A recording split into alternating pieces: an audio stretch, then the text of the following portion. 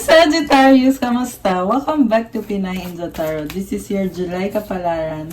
Para sa mga Sag, general love and career reading, tingnan natin ang energies connected sa'yo.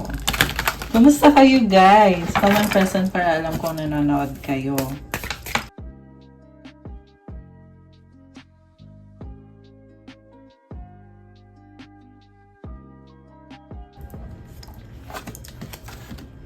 Kamusta mga Sag? Namiss ko kayo. Okay. Sandali lang. Okay, unang card mo, Enlightenment. With enlightenment, there is no separation. We recognize that we are one with the divine. Wow, ang lakas ng intuition mo, ng manifestation powers mo. Connected ka sa lahat. Sa divine, sa universe. Ang ganda ng vibe mo. Okay. Next card. Moment. Think of a special moment that brought you so much joy with your partner. Oh my gosh, kilig. So, very special na moment with your partner. May mga kilig moments dito na nafe-feel ko for you. Okay, congrats. Okay, last one. Past lives. Baka soulmate mo yung taong yan or twin mo, twin flame mo. We reunite with our loved ones over and over again through many different lives. So, totoo to guys ha, yung mga past lives. Ilang beses na tayo na reincarnate and yung mga nakasama natin sa past life, nakakasama din natin sila ngayon. Meron din namang iba na first time pa lang natin nakilala ngayon sa lifetime na to. Pero I feel like yung taong kadil mo, party yan ng past life mo. Okay. And then, tingnan natin tong cards na to. Stork, ship. Wow! Oh my gosh, ring. All positive cards for you, Sagittarius. Ito yung pinapangarap mong relationship, love connection. There is movement. Ayan o, Queen of Hearts. May pagbabago mangyayari. Merong pag-travel para sa iba. Meron ding journey. Kung hindi yan literal na travel, pwede yan mangyayari na bago. Sa dulo merong ring. It symbolizes commitment. And syempre, love. Ayan. So, happy. Positive lahat ng cards mo. So, ang moon card mo naman, your dreams need a practical plan. Full moon in Taurus. Ang dami mong pinapangarap. Kailangan magplano. Kailangan maging practical. Practical. Ayan. So, ngayon, tingnan natin from the tarot. Anong energies ang connected sa'yo? Okay, unahin natin to. Sa ilalim galing sumisilip to eh. So, unang card mo is Six of Swords, moving towards calmer waters. Very positive ngayon ang energy mo. So, kung dati may mga problems, ngayon nakikita ko sa'yo, very optimistic, moving forward ka na, and move on lang. May opportunity. Oh my gosh! Opportunity. Ito opportunity din, yung rainbow. So, sabi nga, there's a rainbow after the rain. Ibig sabihin, nanggaling ka sa isang situation na talaga nahirapan ka. Ngayon, nakikita mo na nagkakaroon na ng opportunity. And habang tinatry mo ma-achieve yung goal mo, very optimistic ka. Strength is about inner strength, manifestation. Ayan, may infinity symbol dito. Kinakalma mo yung sarili mo kasi alam mo naman na talagang makukuha mo itong minimanifest mo. Pareho to sa love and sa career mo. Baka may kadil kang Leo or meron yan sa chart mo. So, i-check nyo din yung mga birth chart nyo guys. At yung birth chart ng taong kadil mo. May mga stars dito. It symbolizes na talagang connected ka sa intuition mo ngayon. And kinahama mo yung sarili mo. Ang daming struggles, pero kaya mo naman eh. Basta ikalma mo yung sarili mo at just keep trying. Keep going. Magpatuloy ka lang. Okay? Actually, sa loob mo yan eh. Kasi sa ilalim ng deck galing to mga cards na to. So, ito yung mga nararamdaman mo sa loob-loob mo. Okay. So, kuha pa tayo ng next card. Anong next card for Sag? Nine of Cups, overall happiness, contentment. Although meron ka pang isang pinapangarap na hindi pa dumadating, yan pa yung tinatry mo mangyari ngayon. Nine of Cups, oh my gosh, may missed opportunity connected sa isang person. King of Swords, very logical. Ten of Pentacles. Okay, posibleng ikaw din to, may nakita kong bahay or legacy na pinag-aaralan mo. Medyo nakaka-feel ka ng panghihinayang. Bakit kaya? Merong ganun. Pero masaya ka naman overall. Medyo may konting ano lang dito. Merong konting problem. The Hierophant. Wow. Blessing. Okay. Hierophant is okay, this can be your person na kadil mo, King of Wands. I feel like ikaw to tanggap mo siya, kahit ano man siya, ano man ang ugali niya, ilalaban mo tong connection na to kahit anong mangyari, kahit nahihirapan ka, nakita ko na you are picking up yourself at sinasabi mo sarili mo na, hindi, try ka ulit, Sag. Pwede pa to, pwede pa yan.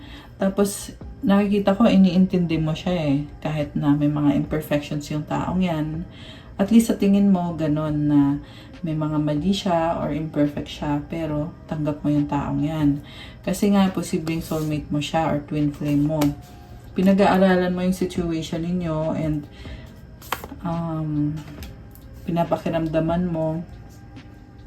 May nakita kong sing-sing dito, so pinahalagahan mo yung commitment ninyo ng taong yan. You are very fiery and passionate. Kulay pink yung sapatos niya. It symbolizes passion, fire, also romance na din. Parang yan yung tinatry mo ma-achieve ngayon sa buhay mo, na magkaroon ng romantic relationship na stable. Although mukhang meron na kayong pinagsamahan ng taong yan, pero may lumabas din na problem. So, 5 of Wands, Queen of Pentacles, 2 of Wands. So, you are trying again. Ang daming tao sa paligid mo. Posible din na yung mga taong yan, pinapakisamahan mo. 3 of Swords. Nahihirapan ka. Gusto mong ayusin sana Kasi feeling mo dito, kailangan na ng pagbabago. Page of Wands and the 5 of Swords. Mukhang nag-iba yung tingin mo sa sitwasyon. Ayan, medyo maraming challenges ngayon, Sag. Lalo na connected sa mga tao dito sa paligid mo. Very competitive ka. At the same time, very practical.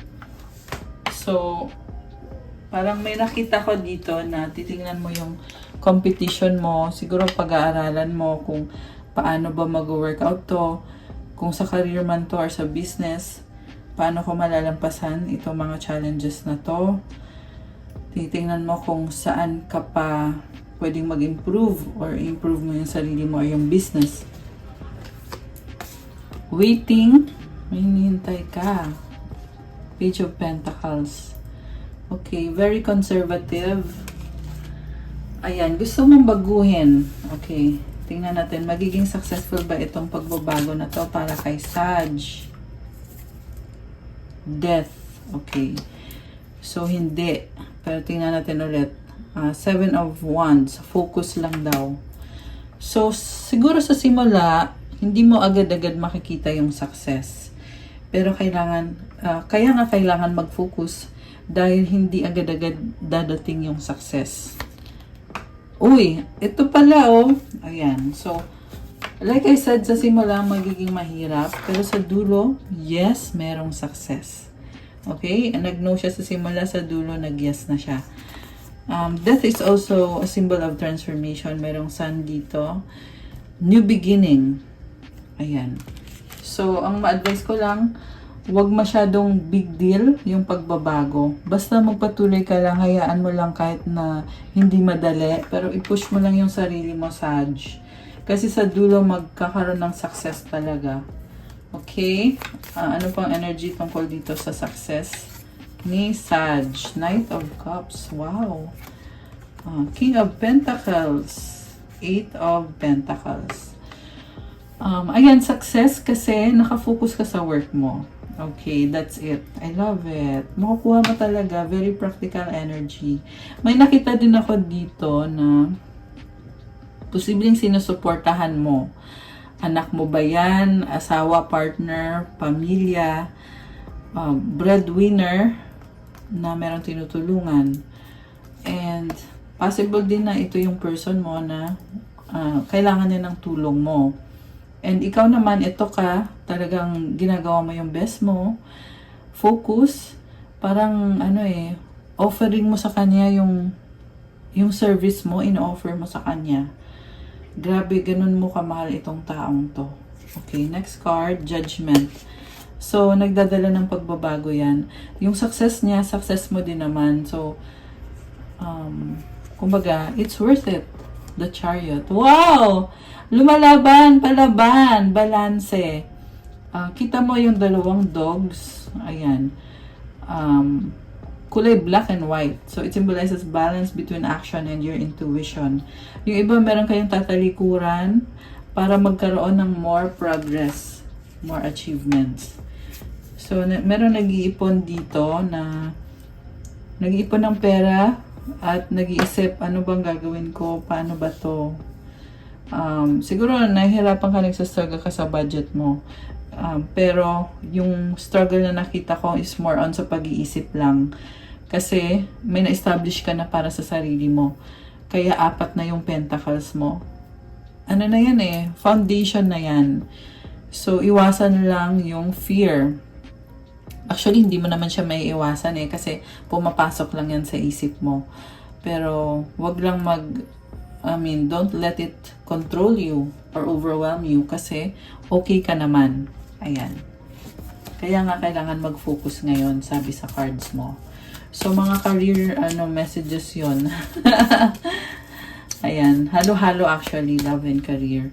So, yung tungkol sa person mo, wow, 10 of Cups, happiness, love, 2 of Pentacles, juggling. Alam mo, ini-enjoy mo lang. Love life, family life, career, nagsasabay-sabay na At juggling, ini-enjoy mo. May mga stars. Kasi pangarap mo to. You are living your dream right now, Sag. Grabe. And nag-i-improve yung situation mo. May mga achievement ka ngayon na dati mo yan hinihintay, inaabangan mo, nangyari na ngayon. Or siguro over the past few months, na-achieve mo na, kaya ngayon ini-enjoy mo na, nasa point ka na binabalanse mo. I love it. The Hangman. So, nire-review mo yung mga nangyari. The Empress. Parang merong sacrifice na kailangan gawin. Okay. 7 of Swords. Sacrifice. Bakit tinatago mo yung sacrifices mo? So, siguro ayaw mong maging nagger. Merong iba sa inyo, mother Ayan. So, siguro ayaw mo nang sabihin yung mga struggles na pinagdaanan mo. You are making the most out of the situation. Siguro ang advice ko lang, wag lang maging manipulative. Kasi parang gusto mo i-manipulate yung situation in a way na hindi ka nahihirapan. Pero mukhang natural lang naman na gawin mo yun kasi juggling ka, di ba? Nagsasabay-sabay lahat. So, kaya kailangan maging wise ka, mag-strategize ka, paano ko ba ito maayos na hindi ako mahihirapan. So, may nakita ko mga sacrifices na kailangan gawin. So, siguro improve your schedule or improve your budget kung sa pera man yan. Kung sa love, ganun din yung sa schedule mo. Ganda ng mga halaman niya. Mukhang you have everything you need. May crown ka dito. So, it symbolizes achievement din. At saan naman ngayon yung taong kadil mo? Ano na ngayon ang feelings ng taong kadil ni Sag? 9 of Pentacles, Page of Swords, Knight of Swords. Mag-isa siya dito, pero curious siya sa'yo. Posible nagsustok sa'yo yan. Posible din may sasabihin siya. Ace of Swords, bagong idea, breakthrough, Page of Cups. Wow! May gustong sabihin or may mensahe. Pero, bakit ganito? Parang may problem. 5 of Pentacles, Queen of Cups. Ang nakita ko dito, gusto kanya makasama ngayon, pero may problem siya. Okay? Pero may sasabihin siya sa'yo eh. Gusto ka niya makausap. Committed sa'yo tong taong to. Oh my gosh, guys! Ang saya naman ng cards mo dito. So, Queen of Cups, baka may kadikang water sign, Cancer, Pisces, Scorpio, or fire sign, Aries, Leo, Sagittarius, although this can be any sign. So, may problema siya eh. Ayan, pero itong person mo, alagang-alaga ka niya. Ikaw yung happiness niya. Parang sinasabi niya dito, ito muna ako ngayon, medyo may problem ako, pero steady lang tayo. And masaya. Pinaghirapan niya to kung ano yung naabot niyo sa relationship niyo or sa connection niyo. Kaya ang haba ng hair mo, Sag.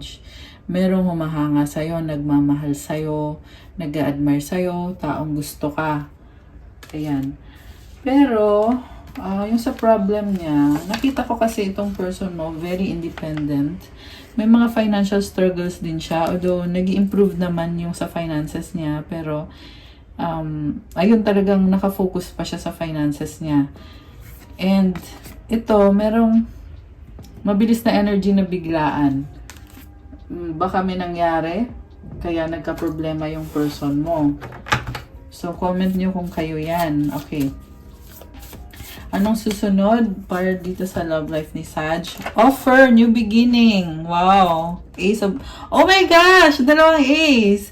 Ace of Pentacles and Ace of Cups. Again, new beginning. Love. Overflowing emotions. Stability. Pero bagong-bago to, guys. Kaya siguro parang hindi mo... Alam mo yun? Hindi mo pa ma-appreciate sa ngayon kasi bago eh. Parang feeling mo nga baka imahinasyon mo lang, baka sa isip mo lang, baka wish mo lang. Pero ito meron. Ayan. Oh my gosh, Queen of Wands. Bagong offer, bagong simula. Alam mo, sobrang mahal ka ng taong to. Paglalaban niya yung connection nyo. Possible din naman to na ikaw. Ikaw yung may bagong offer sa kanya. Ayan, I love it. Pero yung tinanong natin is si person mo. So, siya to. I love it, guys. Ang haba ng hair mo. Okay. Oh my gosh! Another ace! Ace of Wands. Oh, nakakatuwa naman. New beginnings. The Lovers. Six of Pentacles.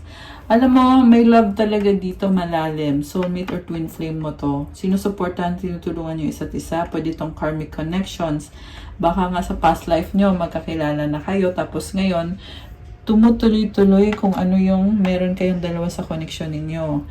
Kasi, kita mo, meron siyang weighing scale, balance, merong binibigyan, merong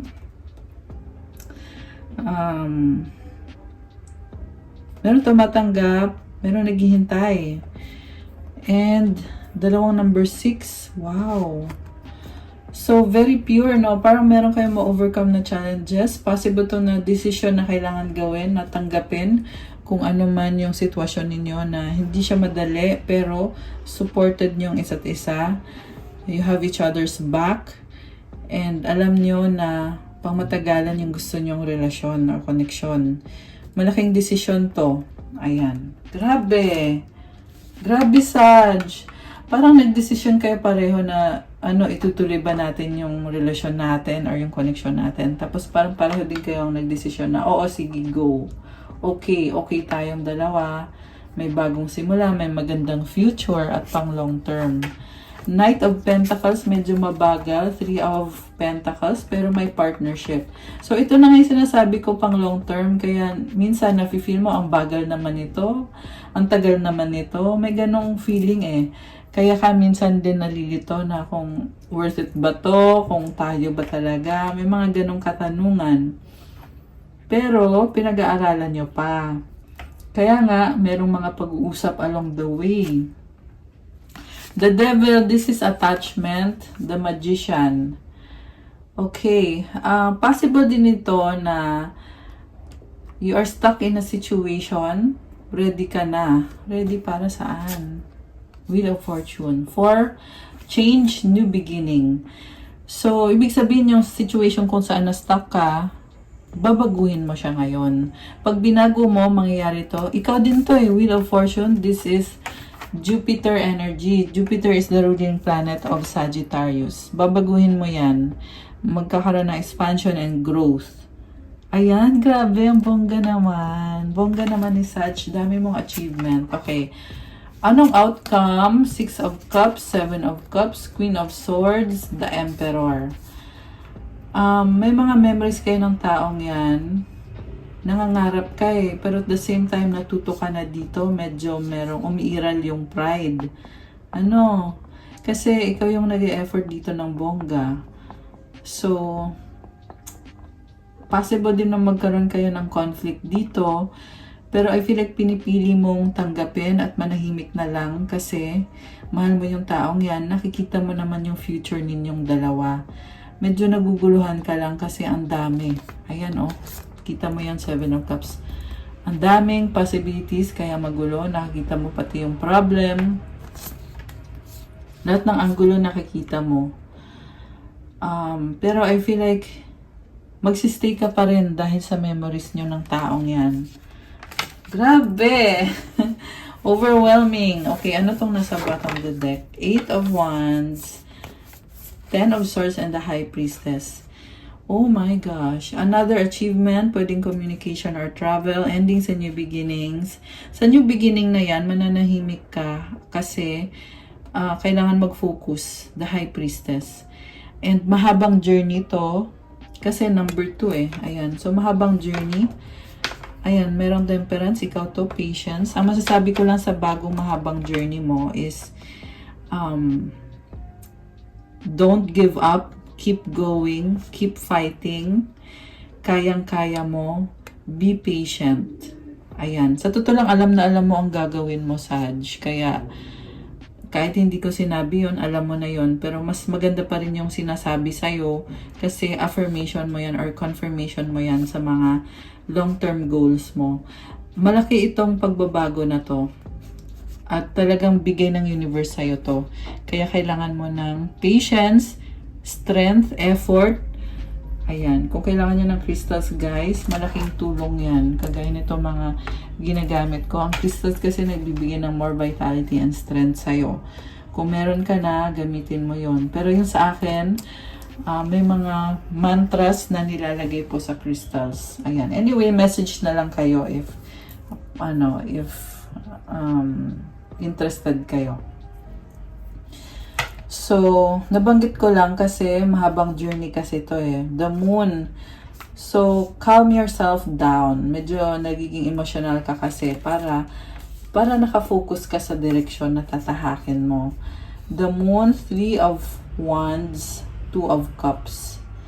Waiting and committed ka dito eh. Ayan, pero kailangan mo pang ayusin to. Medyo ngayon nafe-feel mo pa na nakaka-feel ka pa ng confusion. Pero basta gawin mo yung part mo kasi ibibigay din ni universe sa'yo kung anong nararapat sa'yo. Okay, sa dulo may nakita kong celebration dito. May nakita kong pagsiselos din dito, guys. Ayan, mayroong nagsiselos eh na baka nag-iisip na mahal ba talaga ako nito? May mga ganong katanungan. So, merong celebration naman ngayon dito. King of Cups, 3 of Cups, the Fool. Wow! Connected sa mga pangarap mo, masaya, bago. You're taking a risk or taking the leap of faith. Oh, merong kang pupuntahan or tatalikod ka para unahin ang sarili mo. Okay, parang uminit ang ulo mo dito. Natawa bigla. Hindi, kasi natural lang yan na may mga pagbabago, di ba? Nagbabago kasi yung energy. So, ito, merong sitwasyon na nagagalit ka dito, pero pipiliin mo ikalma yung isip mo at magkaroon ng balance. Palaban ka, Sag. May Justice card ka dito. You are strong. At ito ka, Knight of Wands. Lalaban ka ulit. The Sun is happiness, new beginning, and positivity. Ang ganda ng combination ng cards mo. So, meron kang iniisip about sa finances mo na kailangan bilisan para maging maayos na. So, medyo napipressure ka kasi you are stepping out of your comfort zone. 4 of Cups, the Tower, the World card. Pero matatapos din yan, the Hermit and the Star. Sa dulo, ma-achieve mo itong wish granted. Ayan. So, I love it! Very nice. So, kuha tayo ng mga cards. Tingnan natin kung anong gustong sabihin ng taong mahal mo. Anong gustong sabihin ng taong mahal ni Sag? I regret lying to you. Bakit? The timing just wasn't right for us. I am afraid to contact you. So, baka may problema sa pag-uusap or hindi nag-uusap sa ngayon.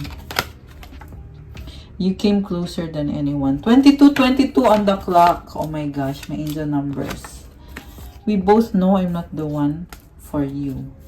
Medyo malungkot yung person mo, Sag. I'm becoming a better person.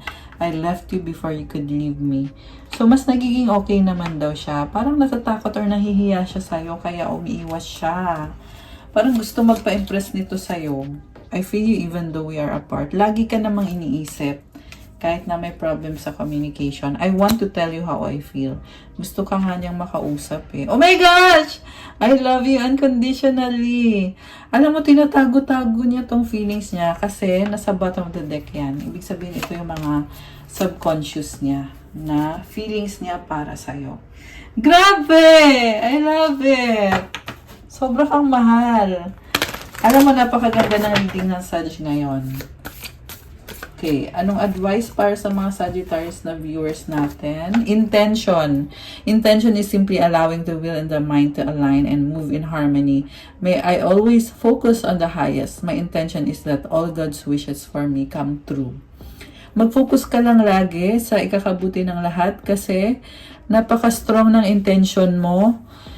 And I can feel harmony sa paligid. 2, 3, 4, 5 angel numbers means taking it one step at a time. As in, napatingin talaga ako sa clock. Kaya alam kong angel numbers yun kasi sunod-sunod na numbers. So, take it slowly but surely, Sag. And binibigyan ka ng blessing ng universe. May tulong para sa'yo. Kasi napakaganda din ng intention mo. At maraming butterflies, it symbolizes transformation. Marami kang ita-transform sa situation mo. Oh my gosh, congrats! And that's all sa ating July reading for you, Sag. Thank you for watching. I-like nyo na tong video na to. Comment kung nag-resonate ba or kung nagustuhan nyo ba. Kung hindi nag-resonate, okay lang i-comment nyo na lang din. Subscribe and hit the notification bell. Kung kailangan nyo naman ng gabay, kung kailangan nyo ng more information, you can book a private reading. Message me sa Facebook page ko, Pinay Angel Tarot, or sa Viber or sa WhatsApp para mas mabilis. Nasa description box po yung contact details ko. For those who want to start your crystals journey, may mga crystals nakapost sa Instagram ko to attract love, money, wealth, prosperity, and abundance. Meron tayong for focus, mental clarity, manifestation, protection, for negotiation, for marami pang iba, guys. For creativity. Ayan, tingnan nyo na lang po doon. Thank you, Sag. Have a good day. God bless you all. Stay safe. Love you, guys. I'll see you again soon. Bye!